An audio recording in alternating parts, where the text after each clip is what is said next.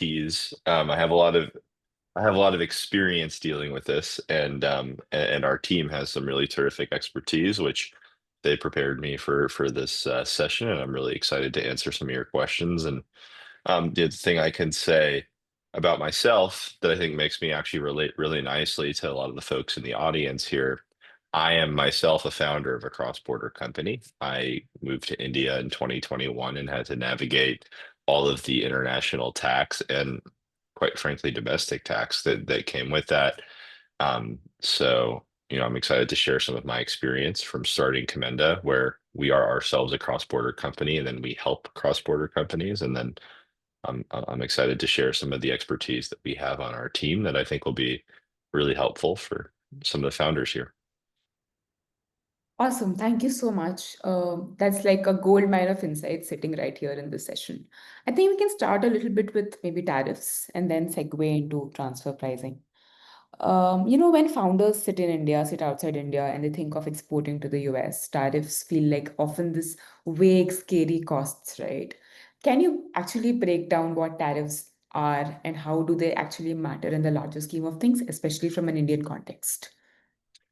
Yeah, so the sort of funny thing about tariffs is they're actually technically not a tax.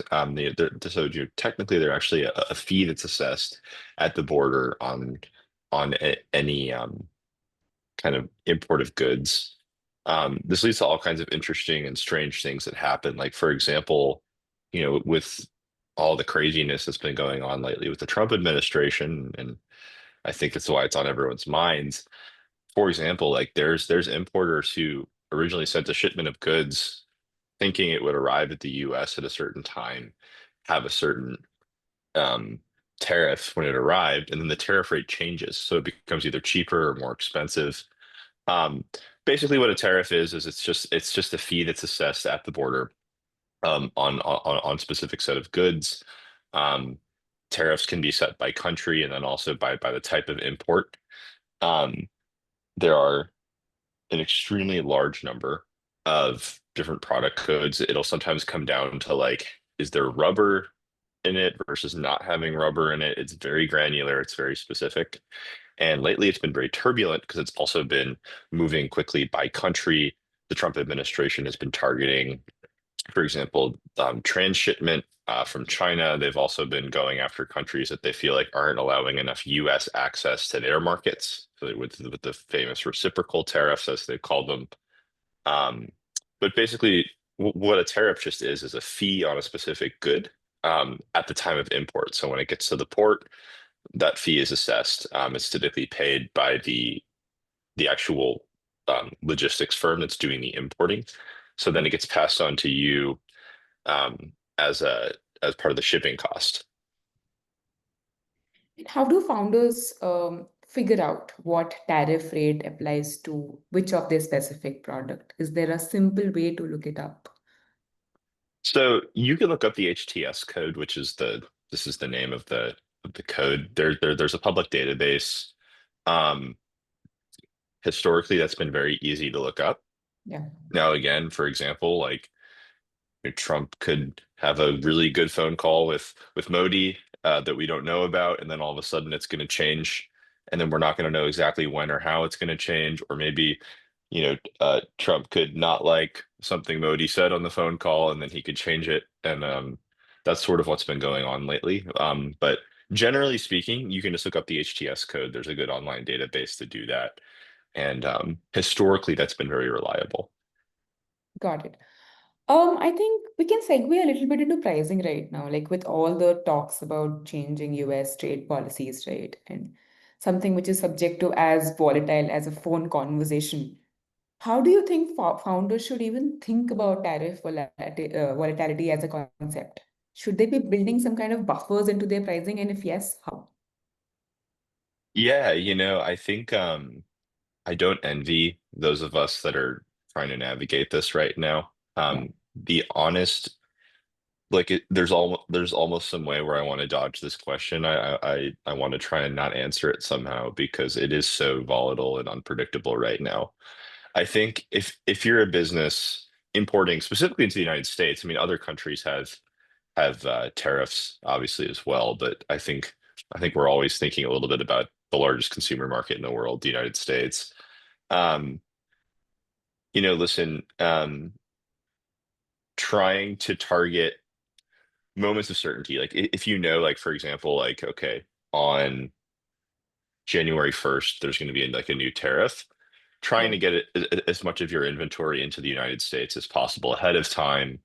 Um, that's one strategy that I've seen businesses using to try and get ahead of the tariffs. I Mm-hmm. also, it varies by industry, but there's obviously a lot of margin typically for foreign companies selling to the US. That's why they're selling to the US. You can apply quite a bit more margin than you can in other markets. The US consumer market will bear higher prices. There's obviously ways that you can add padding there. Um, but again, kind of like I said at the beginning of this answer, there's a big part of me that just wants to say, like, this is just very volatile. There's no like surefire answer right now because it's like, okay, well, Modi doesn't want to say Trump should get the Nobel Prize or something, so now the tariffs go up or something. And as a business owner, it's just that volatility. It's doing no one any good, right? Because there's just no way to parse that. So Right. that's the unfortunate reality. But there are things you can do, like I said, loading up on inventory where possible, and um, yeah, Got Got it. And if we have to like break down the price equation a little bit, right? Like tariffs do get added to the landed cost, right? So can you just walk us like from an American buyer point of view, that can you walk us through a quick example of how a tariff impacts the final price of a US retailer or a US consumer pays? yeah. So at a very high level, typically, if you're importing to the US, you're not just going to import like one pair of shoes, right? Like you're going to import. I'm going to make up numbers. It's typically going to be in bulk. Let's say 100 pairs or 1,000 pairs of shoes, and we can say it's $20 per pair, and let's say it's 1,000 pairs, so it's $20,000 is kind of that's your base price for 1,000 pairs of shoes at 20 each, and then maybe there's going to be your freight cost. So that's going to be it's just the base shipping cost. You're going to have insurance, which is going to factor in. So you're going to have all of that. That's going to be kind of the value of the parcel or the actual crate that arrives at the port. The tariff is going to be assessed um, on that kind of bundle. So again, based on the HTS codes and the HTS code that you assign to it, when it arrives, based on what the tariff rate is, that's going to be assessed. It's going to be paid by the importer. Um, so if it's 20% tariff, you would combine the $20,000 factory price, let's say $2,000 for ocean freight, Yeah. maybe a few $100s or so for insurance. So the 20% will be assessed on that bundled price. Um, there might be a few additional port fees, customs brokerage fees, and things like that. But generally speaking, so it's going to be added as a percentage of that total shipment parcel. So um, again, it's assessed at the time it hits the port. So like I said, if you ship it and the HTS code, the tariff on that is 20%, and then Modi has a really good conversation with Trump, and he tells him that he's got the biggest, most great, most terrific, tariffs or whatever, then he might drop them down to 10% by the time your parcel gets there. Then the tariff is going to be less. Got it. I think that's pretty much sums up what the tariff situation is right now in US. If we talk a little bit about segueing into transfer pricing bit of things, right? And let's just talk about it. Most of our founders are like early stage founders, some are early growth stage. At what point does transfer pricing actually start becoming relevant for them?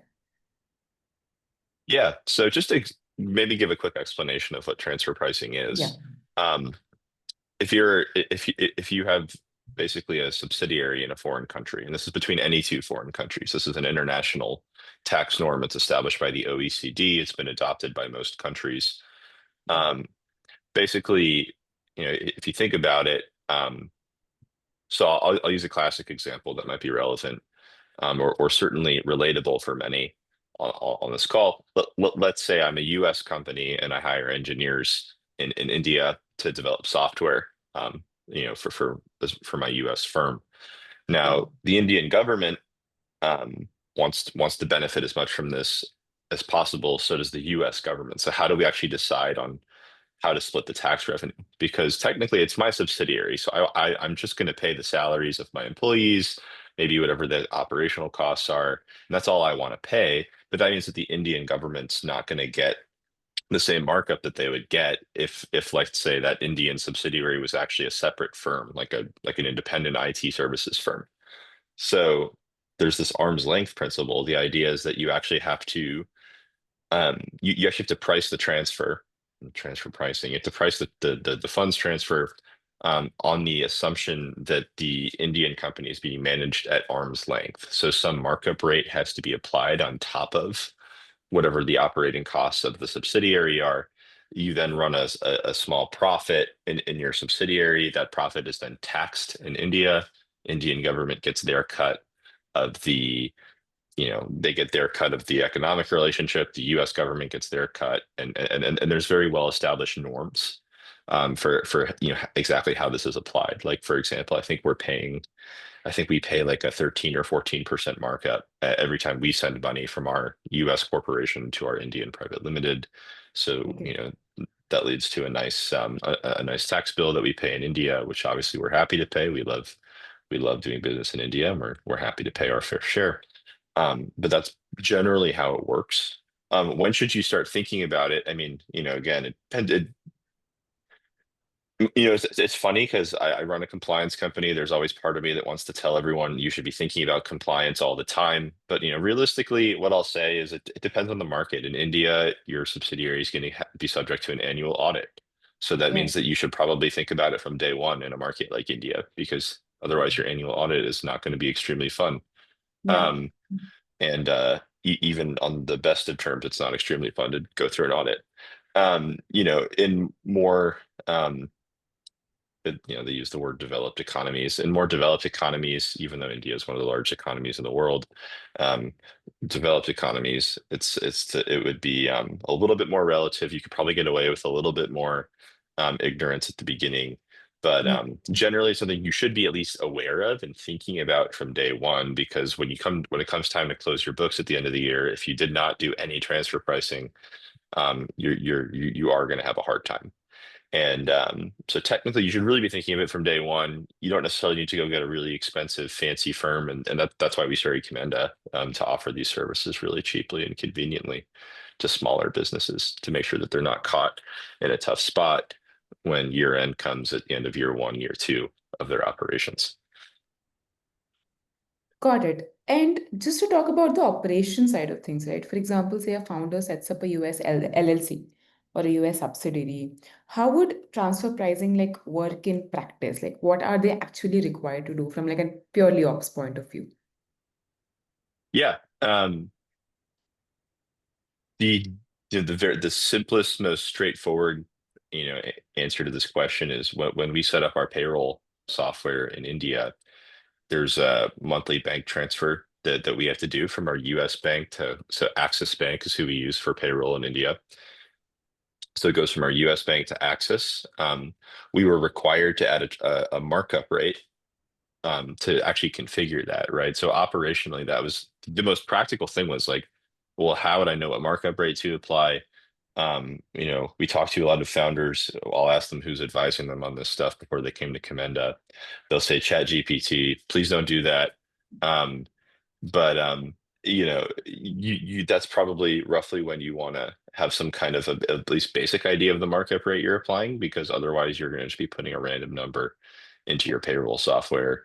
Um, and if you think about it, right, that Indian bank is going to want to know exactly for what reason is this money being transferred. They're going to want. I think they're P codes, if I'm not mistaken. It's been a while since I had to deal with this directly, but I believe it's P codes. And if you don't have the right one, and then you have the right documentation to support, you're going to have a headache there. And then just generally making sure that you're applying that markup rate. And you kind of can eyeball it at the beginning. You can talk to a tax advisor; they can give you a sense. But practically speaking, that is operationally when you need to start thinking about it, is once you start moving assets between the two entities. That's when it becomes relevant. Got it. We have a couple of questions on the chat box. Maybe it's a good time to segue to some audience questions. Prasoon asks, is this for big businesses only, like a good faith establishment, or small ones can also start? Well, tariffs, they have no idea how big your business is. And then for transfer pricing, like I said, um, you probably shouldn't be spending all of your time being anxious about transfer pricing if you're a startup. At the same time, you probably should spend more than 0% of your time thinking about it. Um, this stuff isn't terribly complex when you're small. It's relatively simple when you're small, so it's easier to set it up. It's never anything you want to think about. Obviously, all of us want to spend all of our time and effort on R&D and marketing and acquiring customers and serving those customers.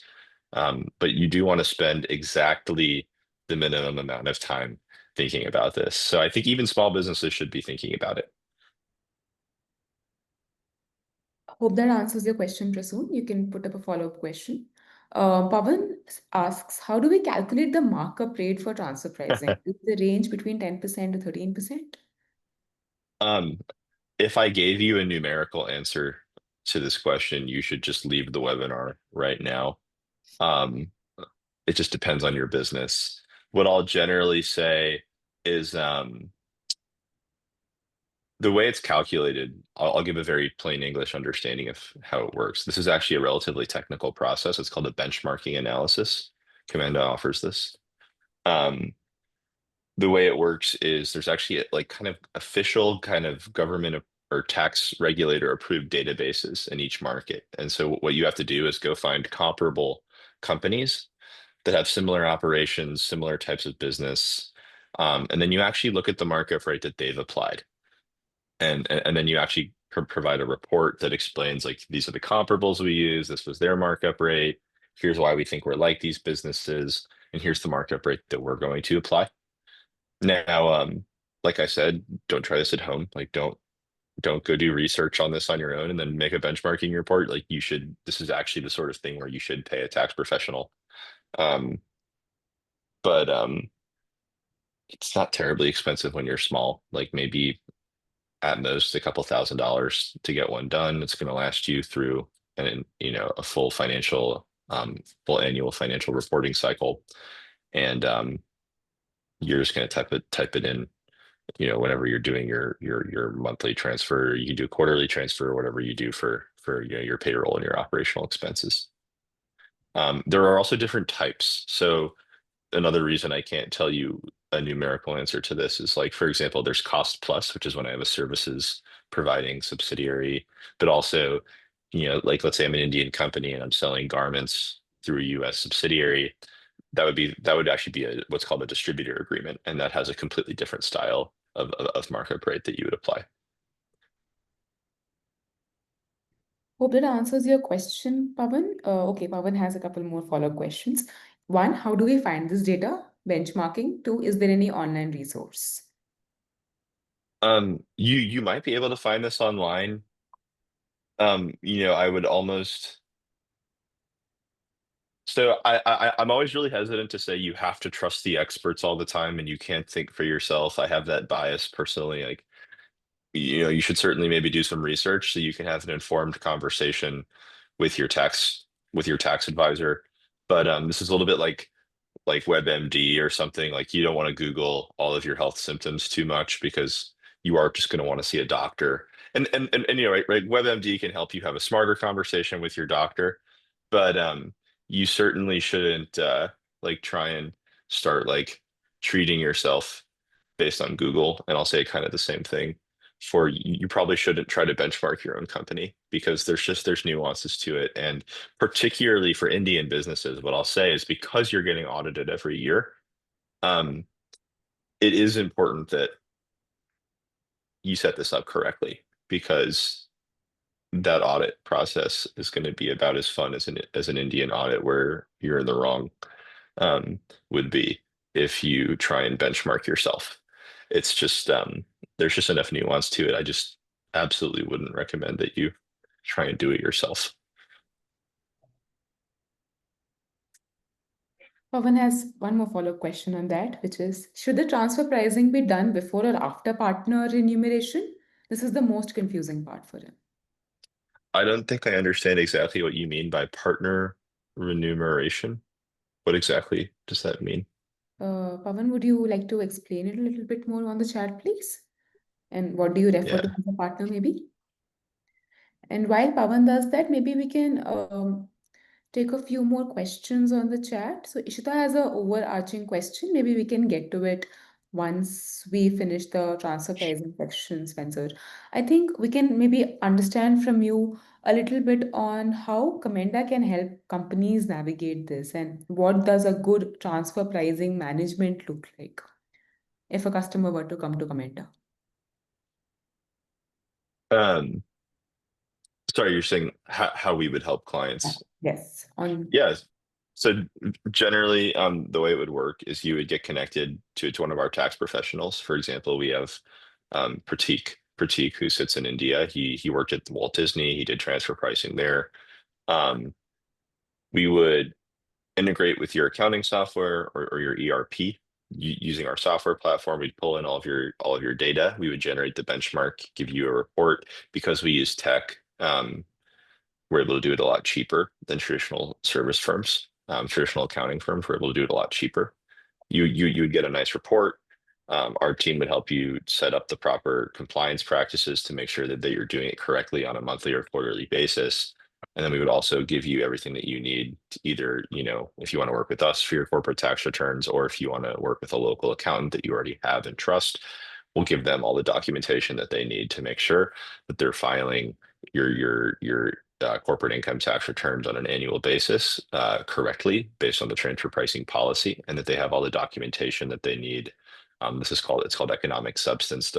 Uh, so you want to have good documentation of your economic substance, meaning like why you're doing your transfer pricing the way you are, so that when that annual audit comes around, that you have everything that you need to document why you did things the way you did. got it, got it. Audience, if you have any more questions, please feel free to use the chat. Maybe I we can. think I think Ishita had a question that we may have missed about tariffs, which I mean I'm happy to take that one if you. Awesome, awesome. Let's take that one. So Ishita asks, can you please touch upon tariffs in other countries beyond US? Which are some countries you would recommend D2C brands to actively expand to?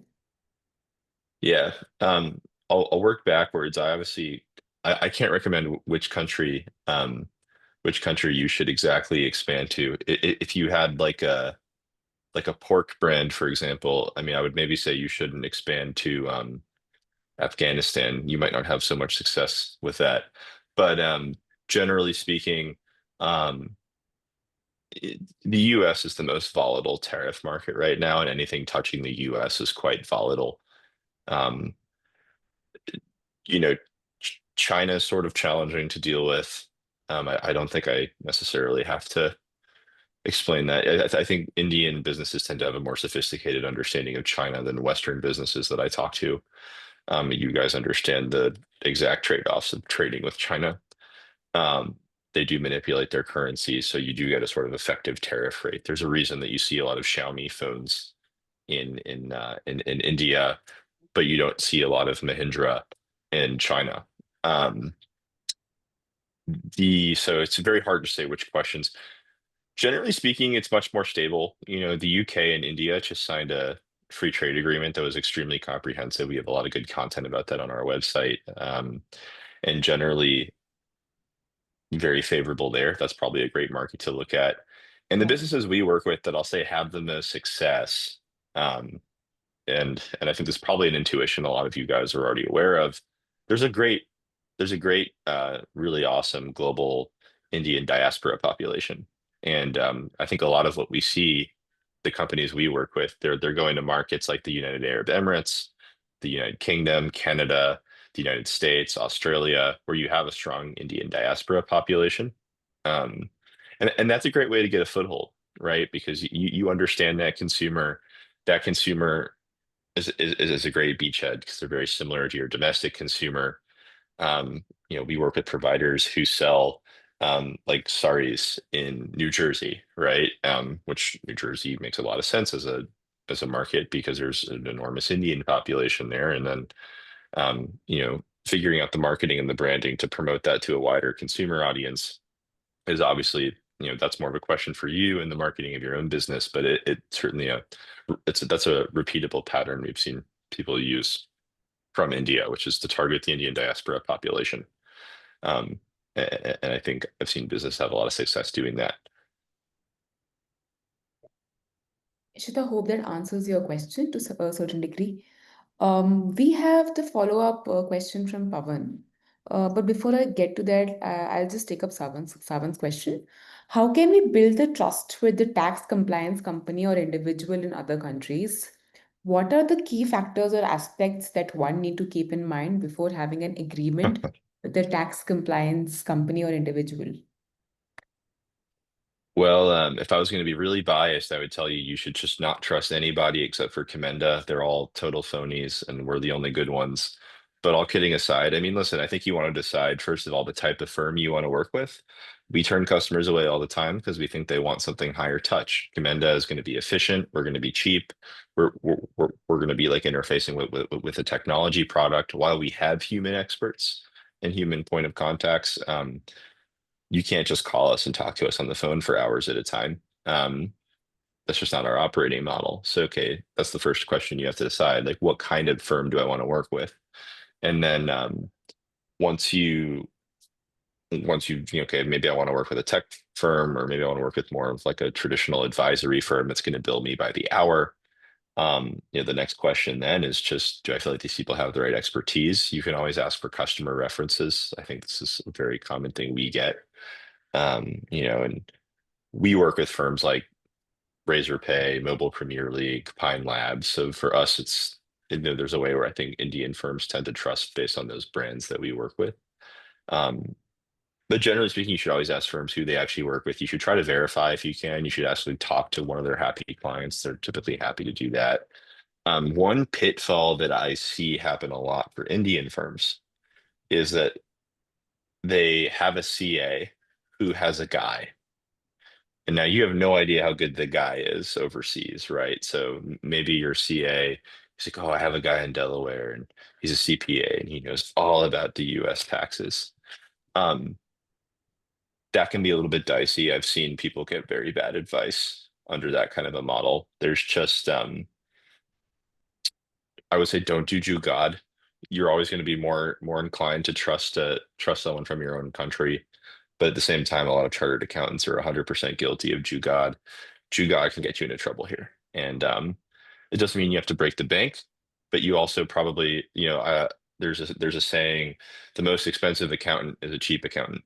And that's probably the most common pitfall I see with Indian business owners building trust with global tax accountants. I hope that answers your question, Savan. So I will rehash Pavan's question again because he's come back with an example. His original question was, should the transfer pricing be done before or after partner enumeration? This is the most confusing part, and he has broken down certain costs for us. For example, $100 transferred, assumed cost is equal to $90, profit is $10, tax is equal to 33% assumption, and $7 paid to the partner. Is this correct, or should steps 3 and 5 be swapped? Um, I'm going to be honest. It's 11 o'clock. My math is a little bit off. But what I'll say generally is, for example, if you're paying out $10,000 in salaries, let's say in India, the markup is added on top of that. So if you have a 10% markup rate on a $10,000 transfer, you're wiring $11,000. You're holding 1,000 of that in your bank, in your local bank account, and the rest of the 10,000 flows out in the form of the salaries. Um, I'm still not exactly sure who the partner is here. Um, The but partner, because yeah. I think he's referring to the importer, but he has not clarified it yet. So I think we'll just wait for him to clarify this. Pavan, if you could just clarify whom you refer to as a partner, that would be helpful for us to give you a more comprehensive answer. All right. So while Pavan comes back to us, the partner is the partner of the Indian subsidiary. this is you're sending something, let's say from France to India. And then within India, you're transferring something from your Indian firm to a local Indian firm. Is that correct, Helen?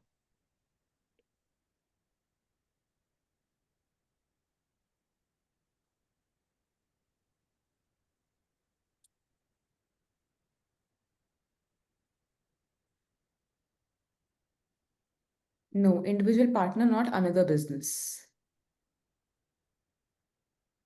In partner in this case means like an employee. I'm assuming, but I'm not sure. I'm not completely sure. I'm just Uh, I'm still a little bit confused by the meaning of yeah, partner in this context because it can mean a lot of things. yes, And, it could. and I apologize if I'm being obtuse. I just you always want to be very precise when you're talking about these sorts of things. US firm has two owners, is what he's added. This seems like a specific enough case that you would probably just want to better understand the fact pattern of the firm before you really try to answer this question. But Okay, if you're talking about paying out like profits or cash flows to the owners of the entities, that's an entirely separate problem altogether that touches on the corporate income tax. Um, Generally speaking, any kind of a dividend or anything you would pay out would have to come after. I mean, that always kind of comes after all the other taxes are paid. Um, but again, I'm really hesitant to go too specific on this one example because it seems relatively this is a little bit off the beaten path of transfer pricing itself. got it. Understood. I think that makes sense. I think it's more of a corporate tax question. Pawan, I think it would be helpful for us to put you in touch with Spencer on office hours and put you in touch with Commenda offline. Maybe then you can explain your context better and get a better, more holistic. Yeah, I think this would be a little bit easier to do in a higher touch circumstance. Yes, yes, absolutely. I think we can. I have a few more questions, right? Since you run a cross-border business, obviously, and that itself is a big that itself is a big problem statement to solve for, on top of being a global tax and a compliance player, right? So I would love to have some general practical advice from you, like, and some of the very pressing questions that we have in our community is that if you're a founder planning for a US expansion in the next 6 to 12 months, what should be on your checklist? And this need not necessarily be related to tariffs and transfer pricing, but just as a general cross-border company. Yeah. I mean, listen, first of all, biggest mistake I think I see businesses make when they're trying to expand into the US is that they just come in, they don't actually have a specific go-to-market plan. They haven't talked to customers yet. Um, it is challenging and I went the other way. So I'm an American who figured out how to sell to people in India. And Yeah. so I can speak to the relative amount of difference between the two markets. Now, I don't know what it's like to be an Indian person trying to sell in the United States, but I know what it's like to go the other way. Um, Talk to customers. Um, Talk to customers, ask them questions. The biggest thing about the US market you need to understand is Americans are not looking for the cheapest product. There's like brand loyalty is very much a real thing in the US. People will pay more money for the brand that they trust or that they prefer. Um, People will pay extra money for convenience. Labor is just considerably more expensive in the US as well. Efficiency and automation is something Americans will pay a lot of money for. Um, and that's the first thing. Talk to customers, actually understand what niche in the market you want to fill. Um, from like a practical compliance perspective, honestly, the US is really, really easy. Like India is it's like the scene from The Dark Knight when Batman is fighting Bane like in the dark, like in the tunnel, and he goes, you merely adapted to the dark. I was born into it. When it comes to compliance headaches, Indian businesses, you guys were born into it. Um, the US is so easy. It's like less than 10 filings a year. Honestly, if like you make a mistake, you just fix it. Like no one's really going to come after you or scrutinize you very aggressively. It takes like a week to set up a company in the US. Um, it's just a lot easier, a lot simpler, a lot less painful, a lot less punitive. So what I would say is more time talking to customers, less time incorporating the company is kind of the big theme. And then as far as tariffs go, honestly, what I would say is that you need to model a wide range of scenarios. You need to assume that Trump and Modi might have some really nice phone calls over the next couple of months. And then what does that scenario look like for your profit margins? And then you should also assume that maybe Trump decides that Modi should compliment his nice, big, beautiful new wing of the White House more, and then gets mad and then decides to increase tariffs. Now, I don't think Trump's going to do anything like these massive tariffs on China, that like to India. I don't see that. Um, but you should model all of these scenarios, and you should have at least like a back of the napkin plan for how might this affect my profit margins. Now, the nice thing is if you're an Indian business selling in the US, you probably have a very nice profit margin on that. And if you have that cushion, you should be relatively insulated. Got it. Got it. And I have one another like maybe one of my final hot take questions is that and we have few questions coming in about Commenda as well. So my question is directly just about Commenda, which is so how did you find your product market fit as a US based founder building for India? And how difficult was that vis-a-vis just starting a Commenda, say in US, serving just US clients? So what differences have you seen between an Indian demographic and a US demographic? Yeah, and I feel like you could probably read in between the lines of my advice for going the other way and probably learn a little bit about what I'm going to say. I mean, first of all, the Indian market is very price sensitive, like very price sensitive. You have to learn what best price means as a foreigner. When someone looks at you and says, "I want best price," you have to understand what that means. Um, I, you know, maybe maybe a more contrarian take on this is that I actually think Indian businesses, in my experience, do really value having a high trust relationship, and once they trust you, they'll bring you their business. At least in the industry that we're in. That first deal, they might be very price conscious, and then what I think I've learned over almost 4 years doing business in India now is, but once you earn that trust and you maybe discount that first deal, um, they're happy to they're happy to pay after that because they trust you and they know that you're not going to steer them the wrong way. I think there's a lot of value. I'd always tell any American business selling in India, like, come be here. Like I lived full time in India for 2 years. Now I'm only there about 25% of the time. Yeah. Um, but like because I lived in India, it was a lot easier for me to get inside the head of my customer. But and in general, I'd say if possible, you should always actually go live wherever you're selling your product. If you're a business owner, you should like if you're doing a big expansion to Germany or the US or Canada or where Australia or Japan, wherever it might be, like go live there. Um, Indian passport, it's not the strongest passport in the world, but you can typically get a visa in those countries to go temporarily for business reasons. And I think going and doing that, talking to people on the street, asking them questions, figuring out like what makes this culture tick, it's just really valuable, I think. I always tell people like one thing you have to understand about the Indian market is, despite the fact that it's one of the fastest growing countries in terms of GDP, the stock market has mostly done very well for the last few years. People are still buying gold pellets and storing them in safes. And there's probably some way where you need to understand that extremely well if you're going to sell to the market. And the US has the same thing. In the US, you have people who are broke, who are gambling all their money in the stock market or on sports gambling or whatever it might be. And that probably teaches you something about the US as well. So just go spend time wherever it is that you're expanding. I think the bottom line is talk to your customers and understand the culture wherever you're selling your product to. Prasun has a question. Does Commenda help a new company step by step in its global expansion's early steps? So we're going to help with all the tax and compliance. So we're going to help you figure out the right way to structure it, incorporate it, keep it compliant. What we're not going to do is help you get customers. What I always, like to tell people is if I knew how to get customers for your business, I would probably just compete with your business. And I don't know how to get customers for your business, and that's why it's your business. but we can help make sure that you can focus on that. You can focus on the thing that you're great at, and we're going to help you think about things like transfer pricing and tariffs and incorporation and things like that. Yeah.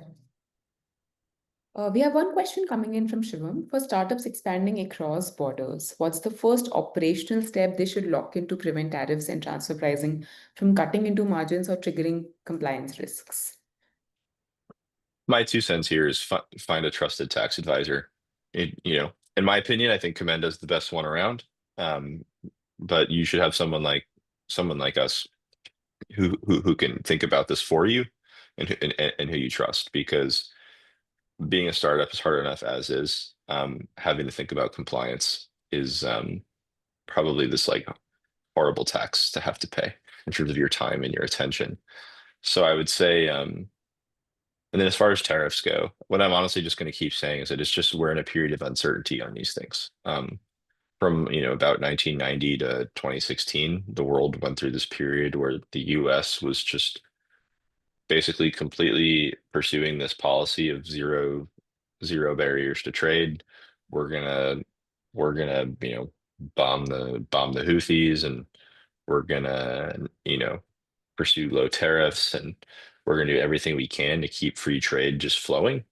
We're now in a time where the Suez Canal has become harder to ship things through, and the US economy is asking a question about how open do we want to be, and therefore Canada and the European Union and a lot of other Western countries have now started questioning that. Um, so as far as tariffs go, we're just in a period of uncertainty. What I'll say is think about the market you're selling into. How does that market treat cross-border businesses typically? That's one other thing I'll say. We actually actively steer our customers away from China, and this is because I'm an American who's got sour grapes or whatever. I mean, my personal opinion about China aside, China steals intellectual property. They tend to compete. They tend to take your IP, give it to a local company, subsidize that company aggressively, undercut you on price, and then put you out of business. I mean, like this happened to Tesla, and now these Chinese electric cars are just terrific. I mean, they're really great products, but this happened to Tesla. Maybe Tesla would go back and say we shouldn't have gone into China. Um, you know, think about how that country treats its foreign direct investment, so to speak. Like, is this a country that um, you actually can make a long-term relationship with? I think that's something you should think a lot about. I think there's a reason a lot of software companies like to go to the US, for example, because the US is very friendly to software companies. Typically, there's a whole community in San Francisco Bay Area that's going to nurture that and encourage you and help you out. That makes it a great market. Europe's going to regulate the hell out of you, right? So like you have to decide if that's something you want to deal with. Shivam has a follow-up question. In our experience, working with advisors from Japan and Singapore, advisors tend to optimize for compliance rather than long-term strategic advantage. Well, compliance is probably a big part of a long-term strategic advantage. If you're non-compliant, that could be bad. I can't speak to Japan. I honestly haven't done business in Japan. I've been to Japan. It's a great country and they have great food, but I can't speak to it. And Singapore, it's not terribly hard to be compliant in Singapore. So I think easy to optimize for compliance there. And then you know, it's hard to say exactly. I'm not exactly sure what advisor means in this sense, but if this is like a business advisor or something, it would be a little bit odd that they're emphasizing compliance over creating a business advantage. Like, I'm an American. I always think you should probably focus on like the business part first and then compliance second, which is funny because I run a compliance company. But like like if you don't have any profits, you don't really have anything to pay taxes on. Shivam, I hope that answers your question, but if you would like to elucidate with a specific example that you faced, maybe that would help us understand your context a little bit better. Thank you so much. I don't see any more questions on the chat. But I think a follow-up question, maybe and a closing question rather, would be that, in the order of say like price, product, people, and pricing across all 4 or 5 Ps, right? Which P would you heavily optimize for as an early stage startup? That's a lot of P's. They all sound like really good P's. You should probably have all of them be really good. If I had to pick one, I think you said people. And if you mean having the right people on board your company, that's always the most important thing by far. If not for my co-founder Yakov and the amazing team we have in India, people like Ishwar and Sid and Shrey and Ashish and Adarsh and are some of our early employees, like Yeah. Aman, Shreya, so on. We certainly wouldn't have much of a company. I don't think you guys would really want to partner with us, if not for the work of those people. So probably people is by far the most important out of all those P's, but those are some great P's, and you should probably try to have all of them because you can't pay really good people want to get paid and you can't really afford to pay them if you don't have profits, right? So you should probably try and have all of the piece. Awesome, thank you. I think a lot of our founders at Razorpay Rise are also early stage founders who are building their teams out, who are even learning the best practices to actually build their teams out. And we can bring you back to talk a little bit more about how you have built your teams at Commenda and what you have kept in mind to keep the culture Yeah, intact and functional while building a cross-border yeah, company. That's a very important tenet that we don't talk about enough, but that is a yeah, that's maybe a cornerstone of building a great company. yeah. Isha has a question. How will you make profits without thinking about the customer? The demand and customer satisfaction is what will increase revenue. Well, probably the cable company would be better suited to answer this because they make a lot of profits and clearly hate their customers. But I mean, generally speaking, I don't know if that's even true in India. Maybe you have great cable companies in India. I don't know. But Time Warner Cable is one of my least favorite businesses to deal with in the world. Um, I mean, I think you have to think about the customer. I hope I didn't suggest you don't have to think about the customer. I mean, the customer is like at the end of the day, you start with the customer and then you work from there, right? So, like I said, if possible, you should go live where your customers are. If you're expanding overseas, you should figure out how to go live there for as long as you possibly can. Um, Talk to people in cafes and go to industry events, do everything you can to better understand the psyche of who you're selling to. It's extremely important, and it'll manifest in ways. If you develop the right intuition for your customer, it'll manifest in a lot of really valuable ways. Awesome. I hope that answers your question, Isha. And Spencer is also available on our Rise platforms office hours. So if you have any follow-up questions while you're building your company out, because building a company out is not a one day's job. So in case you have any questions over the span of next to 6 months to 1 year, or you can always connect back with Spencer on our office hours platform. Thank you so much, Spencer, for your time. I think this was a wonderful session. I really, really enjoyed listening into you. And I think we have a lot to learn from Commenda and how Commenda is building in such a complex market, in such a complex space across borders. And I think your team is doing a wonderful job, and we really hope to keep getting these insights from you. Founders, this is Spencer again from Commenda. This is Vishnupriya from Razorpay Rise. We do a lot of these sessions on how you can effectively go global from India across various topics. So feel free to apply to Rise. Check out Commenda if you want any tax and global tax and compliance questions answered or catered to. We are building in tandem for you and for folks like you to go global. Thank you so much. Yeah, thank you everyone for coming out. If you have any more questions, we don't charge for advice, so come on out, commenda.io. If you don't get me on the phone, it's going to be because you're going to get someone who knows a lot more than me. And I appreciate everyone taking the time to ask questions. I apologize for how turbulent my country has made so many of these things, but I promise Commenda is working to make it as easy as possible for all of you. Awesome. Thank you. Thank you so much for joining in despite being jet lagged. Uh, Prasoon has a question again. He has raised his hand. Prasoon, I Oh, don't think I can unmute you, but can you just put in a question? No, no, yes. he Okay. says he's good. Okay. Awesome. Awesome. Thank you so much, everyone. I will see you in the next session. Thank you. Thank you, Spencer. Thank you for your time. All right. Thank you, everyone. Yeah. Y'all have a good rest of your day. You too. Bye.